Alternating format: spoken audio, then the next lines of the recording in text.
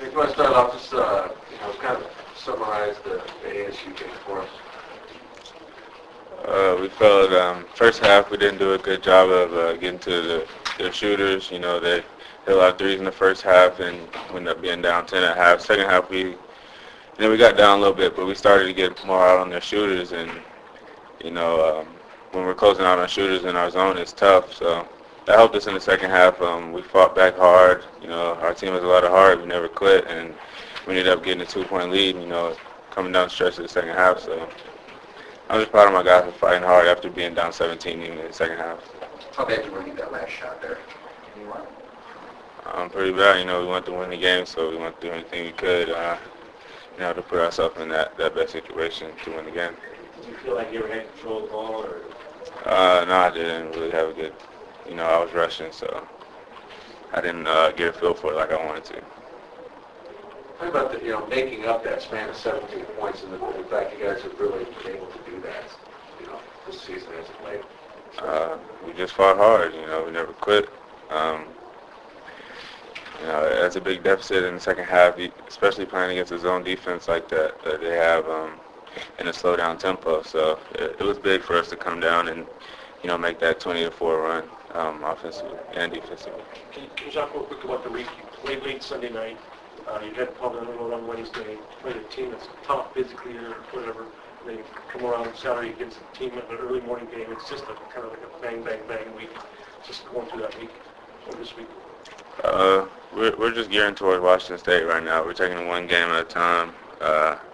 We put this game behind us already because we can't do anything about it now. So we're focused on getting this next win against Washington State on Thursday. And, when Friday comes, we'll start getting towards Washington. But physically for the week, is it a lot demanding or taxing on this time? No, we had a full week off, so we're fine. You guys feel like the week off hurt you, not playing 2 games in a week for the first time all season? Not necessarily, because we had a lot of guys beat up. We have guys that are playing, 40 minutes a game and stuff like that. So some of us needed that break, and we still practice hard. Got a lot of extra work in done, that week as well. So it's not necessarily bad for us. Are you surprised that Washington State beat UCLA? Did you think they have the capability to beat really teams like that from what you've seen them? Their style of play can, slow down anybody. We're an up-tempo team, and they slowed us down pretty bad. So when they're on their game, they can pretty much beat anybody with their tempo. But they kind of didn't slow it down during the games in the 80s, so they can kind of maybe mix it up too. Right. I mean, any team can catch their runs and get out in transition and make easy baskets and stuff like that. It makes the game a lot easier when you're getting a lot of free throws and layups and stuff like that. And how has the full court kind of press that you have or use get teams to get into the pace that you want to get into? It makes them, play random and take shots that they normally don't take or want to take, early in possession like that. It leaves them open for a split second, and when they think they're open, we're closing out, and they, tend to take the quick shot that they don't normally in their offensive scheme. What do you make of Washington State, especially offensively? They got a lot of different players. Are they doing a lot of the same stuff offensively that you've seen in the past couple of years? Yeah, they're running a lot of the same plays, but they set a lot of screens, which is tough to guard, and even in the zone as well. So that's just one thing we have to focus on their on-ball and off-ball screens.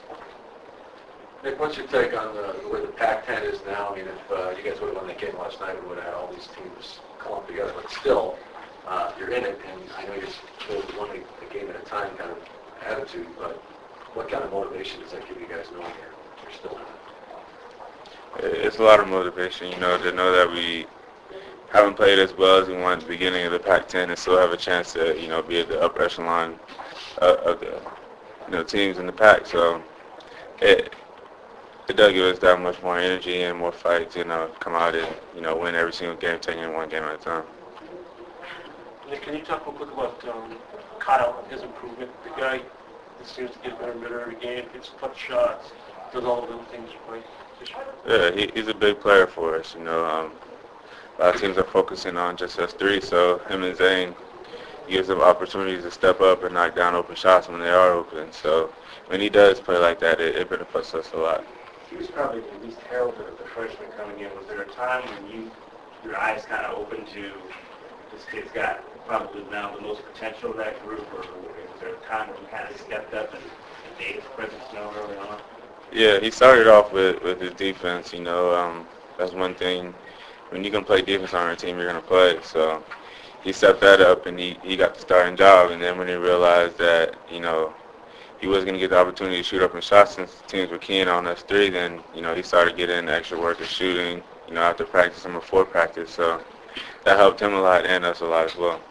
Jason Jordan said that practices last week weren't as intense as they had been before the UCLA game. Do you think that was the instance?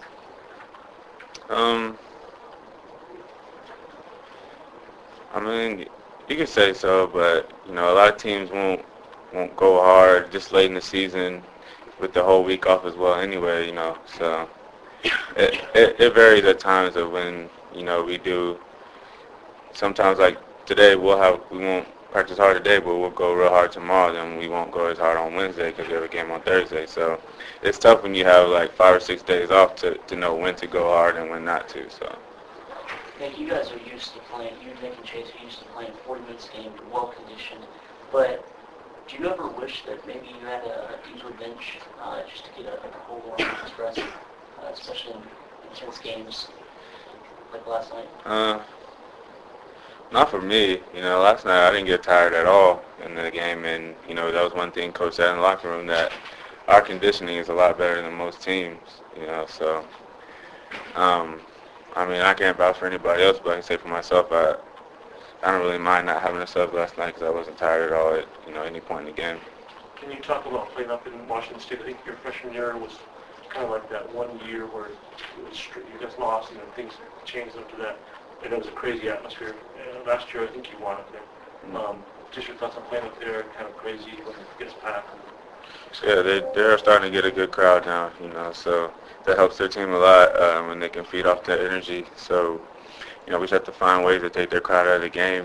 And, Rochester, he's a great point guard, and Baines, he's a good big man that, did pretty well against us last game. So those are two main guys that we're going to have to focus on.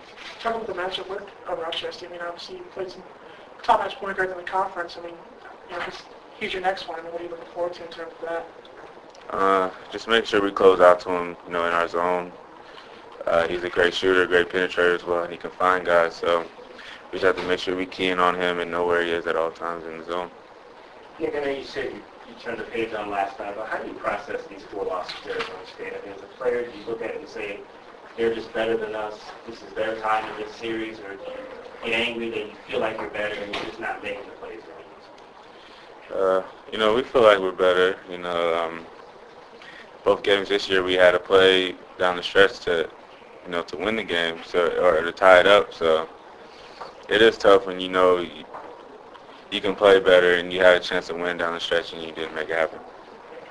And Nick, when you look at Jordan, what do you think the biggest skills he's added? It seems like he's added a little bit every year. And what are the things that jump out at you this year that you maybe didn't even see last year, and certainly the year before?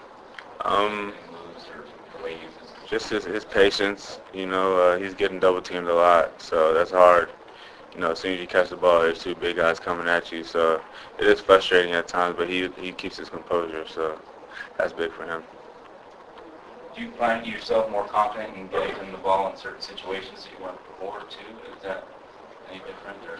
No, we've always been confident. There's not a lot of guys that can guard him one-on-one, so when he does get that, it's an advantage towards our team.